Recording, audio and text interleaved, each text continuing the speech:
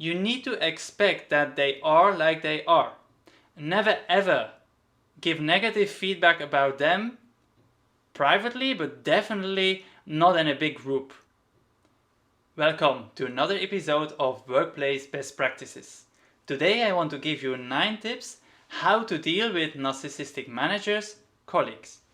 And I'm talking here about those who have a narcissistic personality disorder. That means those who always want to have attention, who are always right, who don't accept any feedback which is negative, who actually you see that emotionally they do whatever they want to get, they are very bossy.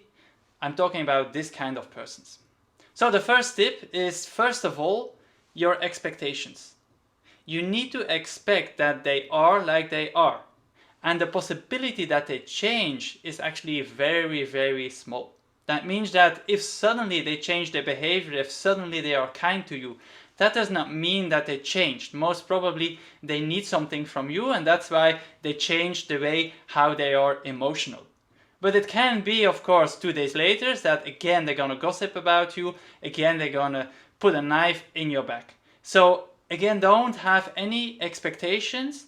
Know that they have a certain disorder and try to live with that. Secondly, what you need to do, because you know that they're gonna use and misuse all information that you give, try to avoid as much as possible to give private information. So limit your communication and your information that you give to them as low as possible, because know that everything you say can be used or misused against you on a later stage. Third of all, because you know that they need actually empathy, attention and respect, give it a little bit. It will help you actually to have a much better communication with them. Start with a little compliment, because at the end they have their skills. They are perfect manipulators. They know how they get to the next position. They know how they get the budget for a certain project. So they have things which are actually quite good. Fourth of all, never ever give negative feedback about them privately, but definitely not in a big group, because this will be seen for them as a huge attack, and because you know that they are a king in manipulation, you're gonna lose. Fifth of all, if you want to have a decision, then instead of pushing your decision towards them, which again gonna be like a kind of an attack to them, do it differently and say to them from your point of view with your experience, I have this possibility or that possibility. Which one of those two you actually would choose? So move it in the direction that they decide, and that actually they decide then for the thing that you want to have. Then the sixth thing is put things on an email.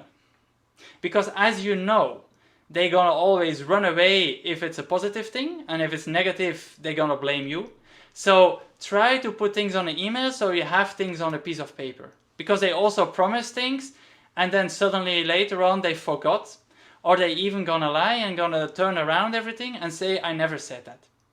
Then the 7th tip that I can give is, because most probably they are gossiping to you towards others, that means that they also gonna gossip about you to others as well.